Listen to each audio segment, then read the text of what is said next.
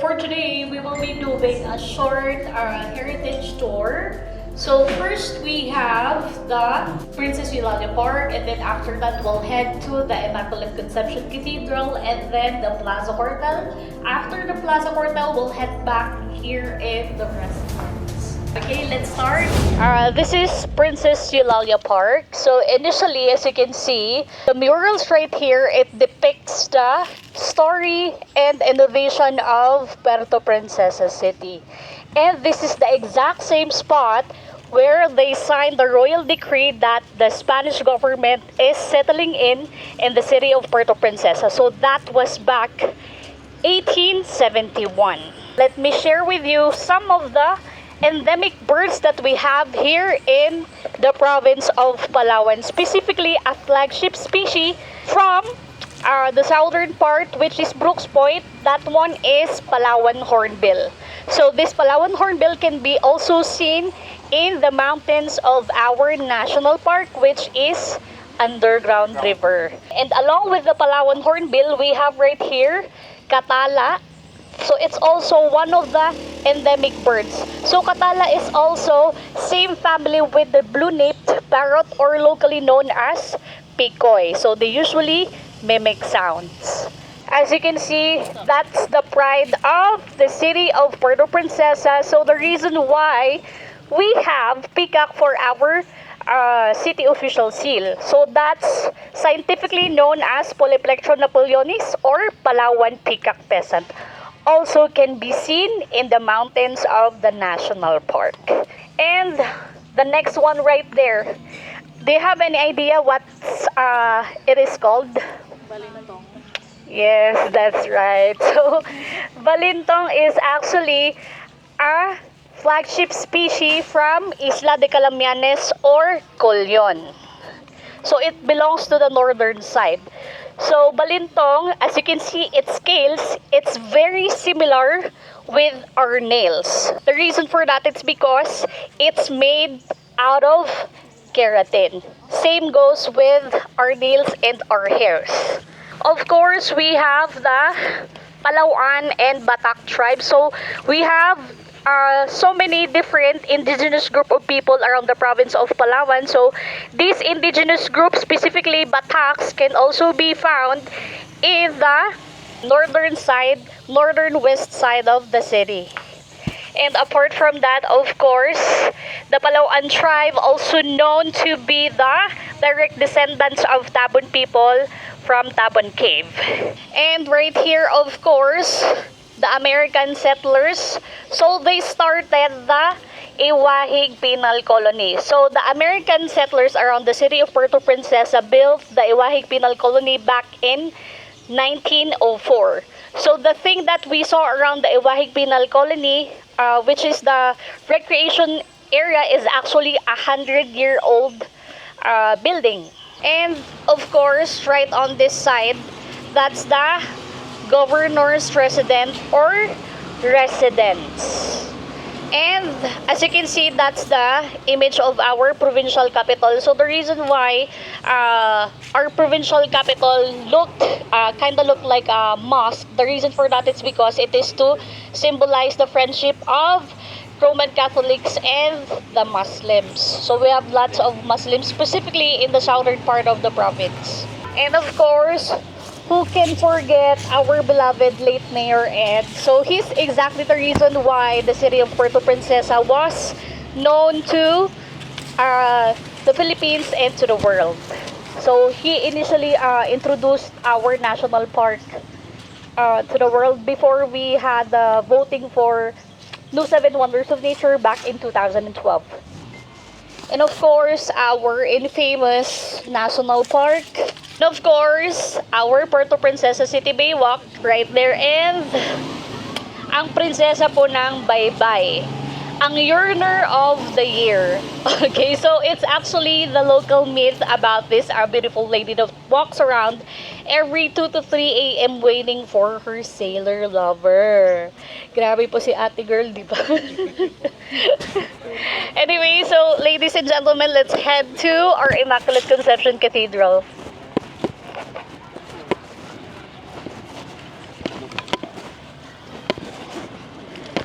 ba dyan, di ba dito? Oo.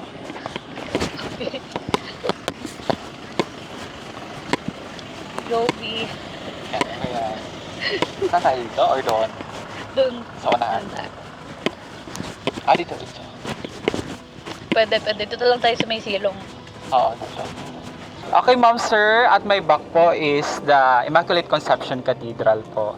March 4, 1871, dumating po yung mga Spaniards dito po sa Palawan po to colonize the area. So, bali, yung Spain po is mas malayo sa Philippines. That's why they stopped here in Puerto Princesa and also in Palawan to colonize the other area or regions in the Philippines po. So, nag-stop po muna sila dito para i-colonize po itong area through Catholicism or Christianity po. So, first mass was held here on March 10, 1844. Ang priest po na nag-organize ng mass is si Father Ezekiel Moreno, and he was now a saint. And actually po, kagaya po ng sabi kanina with my co-tour guide MJ, na dito po sa area po na ito ay bihira po yung tubig. So that's why if you visit Tinigiban, so that's why they called it Tinigiban dahil meron po doong spring water. So that's why they called it Tinigiban or spring water. And actually po, if you visit Barangay Inagawan, meron po doon na balon pari, which is pinuntahan din po nila Father Ezekiel Moreno. So meron po doong isang chapel and meron po doong balon or wheel. So that's why yung mga devotees or mga pilgrimage during that time, especially ngayon po yung mga deboto, pupunta po sila sa Barangay Inagawan, specifically sa Balon Pari para magdasal, and pinaniwalaan po nila na kapag ininom mo yung tubig doon sa balon, ay gagaling ka po sa iyong karamdaman po. And as you can see po, the patron saint of the cathedral is Immaculate Conception. The feast day of it is on December 8 every year po. And as you can see, the structure of the cathedral is neo-Gothic architectural design po. Hindi pa po siya ganyan, yung original na cathedral. So, yung nakita niyo po kanina doon sa mga murals po doon or sa mga paintings, yun po yung pinaka-original. So, it's made from bamboo. It's represent or it's look like the Santo Domingo de la Calzada in Spain po. So that's why after the bombing, ito na po, neo-Gothic architectural design. So yung Baroque style po, pa-curve po siya, and yung Gothic naman po, pa-sharp po yung mga edges po niya. Kung nakikita nyo po sa taas po ng Immaculate Conception Cathedral, may kita nyo po doon yung spear or bilog po, doon po sa gitna, sa baba ng cross.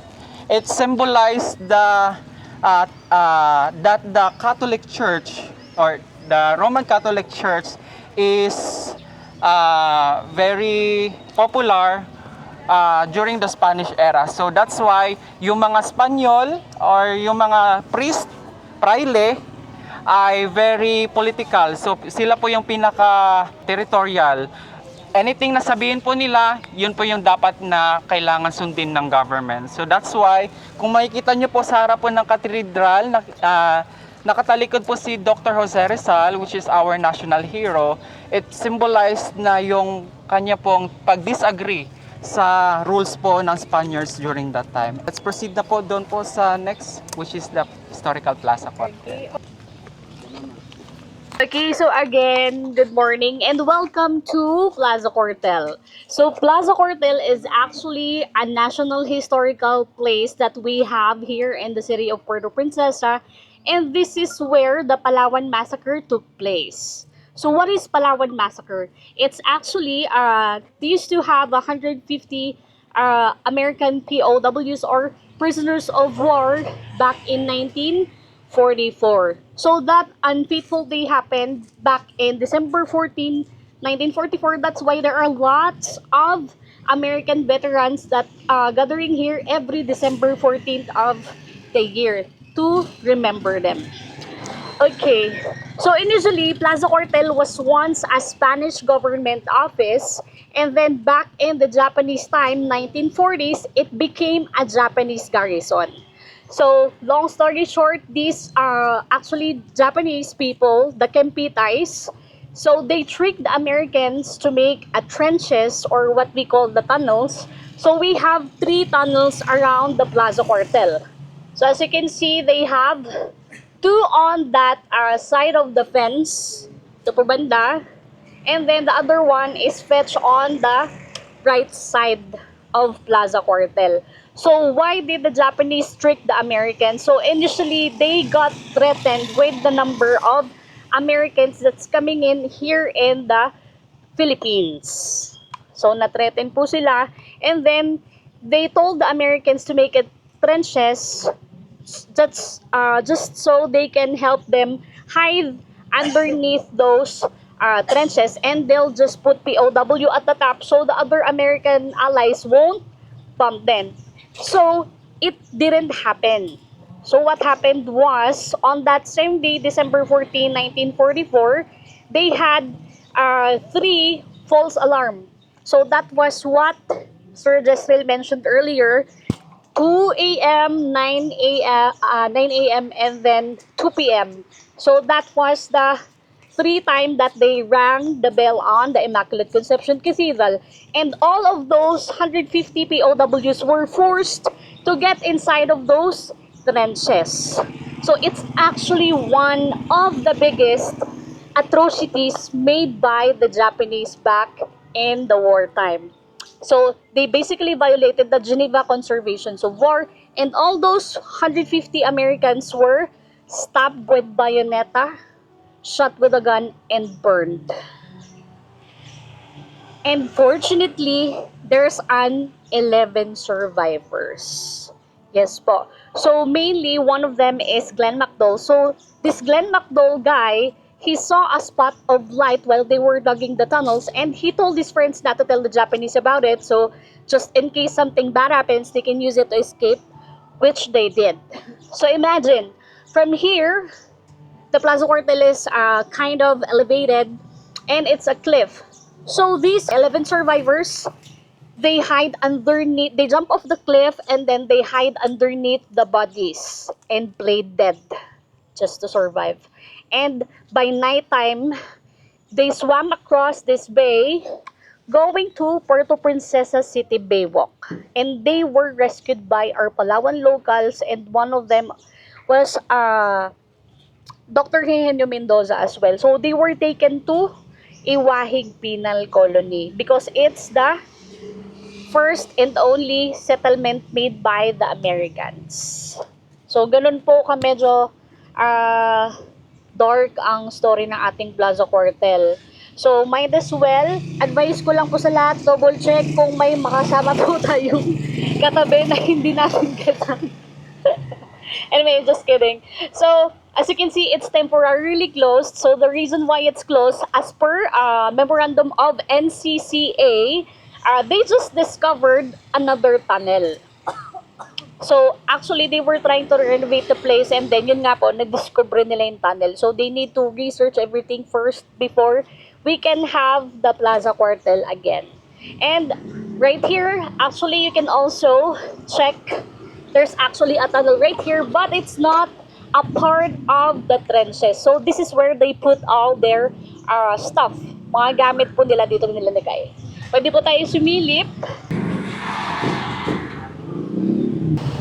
So, kagaya po ng sabi ng kasamahan ko na guides kanina, ito po ay naging barracks po ng mga Spaniards. So, ito pong Plaza Cuartel po na ito ay American made. Why? Dahil yung mga Americans, gumagamit po sila ng mga bricks. Like this one. And yung mga Spaniards naman, hindi sila mostly gumagamit ng bricks, kundi mga stones at saka mga corals. So that's why malayo po kasi yung state para pumunta po dito sa Palawan para dalhin yung mga cement. So that's why mga corals po. And para matibay po yung foundation, kailangan po nilang gumamit ng mga engyo para mas strong po yung foundation. So as you can see po, may dalawang monuments po doon sa loob ng Plaza Cuartel. Yung kulay brown po na may sharp po, yan po yung binigay ng Balikatan Group noong 2004. So kung makikita nyo po doon, yun po yung commemorate ng mga POWs or mga survivors po, which is the 11 survivors.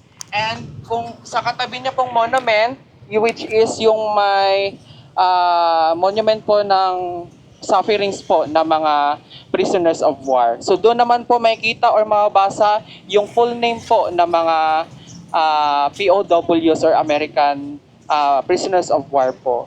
And actually po, yung umukit po niyan, it symbolized po si Glenn MacDowell po. So pumunta po siya dito way back 2007 to 2011 po. It represents the sufferings po ng mga POWs po natin.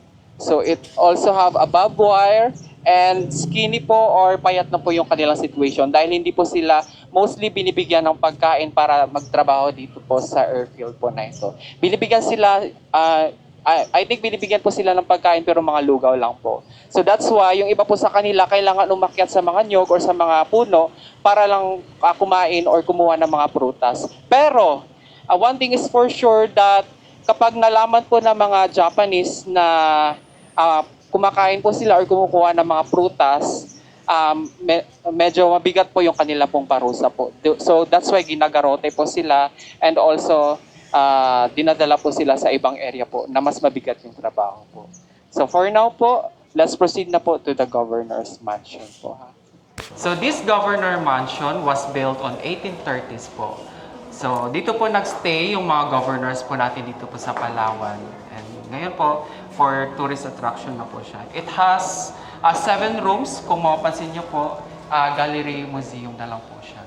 So, kagaya po ng sabi kanina, na ito po ay, aside from Governor's Mansion, ito din po ay tinatawag nating People's Residence or The Residence. Para yung lahat ng mga turista, specifically yung mga taga-Palawan, ay welcome po sila dito po sa Governor's Mansion po. On behalf of my co-tour guide, MJ, we are happy and glad to give you more information about the city highlights of our walking heritage tour po. So, as a local here in Puerto Princesa and Palawan, we cannot guarantee to give you 1 million peso, but we assure to give you 1 billion reason to smile here in our city of Puerto Princesa. And also, as I close our commentary for today, here in our city, we have a tourist tagline, and it goes like this: leave nothing but footprints, take nothing but time, and burn nothing but calories. So once again, thank you everyone, and maraming salamat. You can roam around the area or you can take a pictures po. Nice to meet you.